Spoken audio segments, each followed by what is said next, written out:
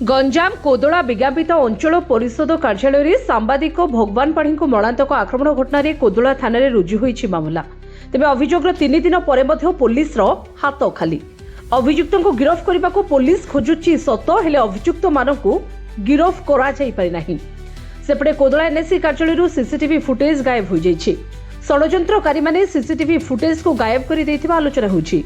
तेबे CCTV footage न थिबारु तदंत प्रक्रिया रे बाधा सृष्टि होइतिबा बेले आक्रमणकारी माने पुलिस को चकमा दे छु मारिछंती।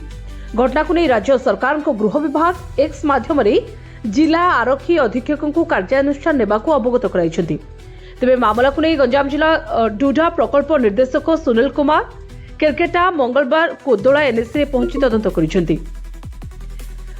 एनएससी कार्यनिर्वाही अधिकारी अध्यक्षों सहित घटना संपर्क में आलोचना करिसेंती।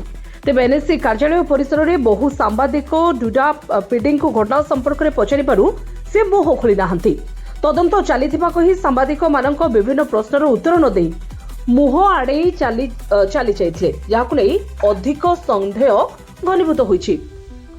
तेबे डुडा पीडी निरपेक्ष तदंत करिबे ना निज कार्यालय कर्मचारी को सुरक्षा देबे से नै प्रश्न उठिछि। डुडा पीडी महाशय कोदोला थाना को मध्य जाइथिबा देखिबाकु मिलिछि। सेबडे मंगलवार बहु सांबादिक पुणी थरे कोदोला थाना को जाई थाना अधिकारी सुभाष चंद्र बेहेरा को भेटी तदंत एवं कार्यानुष्ठान को नहीं बुझीथिले।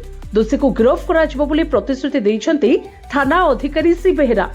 थाना अभियोग करिबार 3 दिन पर अभियुक्त माने गिरफ होई नथिबा बेले एतेलारे नाम थिबा कोदोला एनएससी अध्यक्ष सूर्यनारायण नायक एवं कार्यनिर्वाही अधिकारी कृष्णचंद्र रथ कार्यालय को आसी खुलमखुला बुलुछंती, जहाकु नै तदंतर गतिविधि को नै प्रश्न उठाइछंती अंचलर सांबादिक माने।